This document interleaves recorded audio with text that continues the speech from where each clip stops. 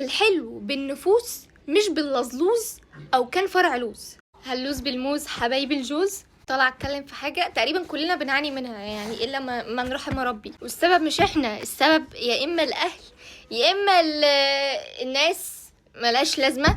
هنبدا بيا لان انا اقرب مثال. انا حاليا اهو رفيعه. انا ما كنتش عارف ان انا كنت رفيعه من سنتين مثلا، انا ما كنتش ملاحظه، مع اني كنت نفس الوزن على فكره. لقيت كومنتات الناس قرايبي جيراني مش عارفه ايه، ما تتخني شويه، هو انتي مسلوعه كده ليه، انتي حلوه بس ناقصك تتخني. شايفين بقى دس السم في العسل. طب ما انا عارفه ان انا رفيعه، انا عارفه ليه كرهوني في نفسي، لدرجه ان انا صدقتهم وقعدت انفخ في نفسي، بنفخ نفخ ان اتخن ما حوقش خالص. فيأست اكتر بقى اللي هو انا مش عارفه اتخن ومش عاجبه الناس. اكتشفت ان انا اللي تفكيري مريض، لان انا كنت بفكر ان انا اعجب الناس ازاي بشكلي.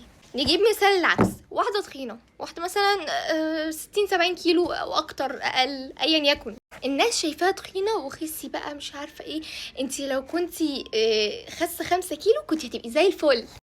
اسكت اسكت، عقدتلها حياتها دلوقتي. الله بقى لو تستلمك حما اصيله تيجي تعملك كده اهو كده اهو، بتعاين، هي حرفيا بتعاين، تقولك ما تتخني شويه، ولا العكس ما تخسي شويه.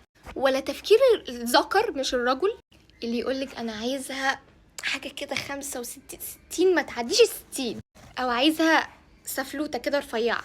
هو انت بتتجوز ولا بتشتري بضاعه؟ مرتب سوست هي. انا اقول حكمه واحده بس وكلنا نمشي عليها علشان ده الصح. الحلو بالنفوس مش باللزلوز او كان فرع لوز. فانت لو فكرك البنت اللي عامله شبه ازازه الكوكا كولا بالظبط كده هي حلوه، فلا. كل شيء فاني، يعني من بدايه ال40 و45 كده كل الحاجات اللي انت متخيلها هتكرمش وعمرها ما تتفرد الا بالبوتوكس. فبجد ما تركزوش على الاحجام مهما كان. الحلو نقول عليه حلو من تصرفاته، من شكله، شكل ملامح وشه ده كده جميل.